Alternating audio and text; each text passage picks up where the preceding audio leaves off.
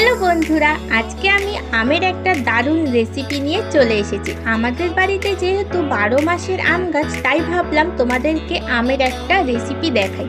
প্রথমে আমটাকে ভালো করে সিদ্ধ করে নিলাম, তারপর একটা মিক্সারের মধ্যে কিছুটা চাল দিয়ে সেটাকে গুঁড়ো করে নিলাম। খুব ভালো করে চালটাকে গুঁড়ো করার দরকার নেই, কিছুটা যাতে গোটা গোটা থাকে। তারপরে সিদ্ধ করা আমগুলোকে ছাড়িয়ে নিলাম। তারপর একটা বাটির মধ্যে আমের নদগুলোকে বের করে নিলাম। এরপর একটা কড়ার মধ্যে ফুটিয়ে রাখা দুধটাকে দিয়ে দিলাম। দুধটাকে ভালো করে ঘন করতে করতে এরপর চালের গুঁড়িটাকে দিয়ে দিলাম। চালের গুঁড়িটা দেওয়ার পরে দুধটা যখন আস্তে আস্তে ঘন হয়ে আসবে, তখন দিয়ে দিতে হবে 1 বাটি চিনি, সামান্য একটু নুন আর ছাড়িয়ে রাখা আমটাকে দেওয়ার পরে দিয়ে দিতে হবে অল্প একটু কেশর। তাহলে রেডি আমাদের আম দুধের রেসিপি। টাটা বন্ধুরা।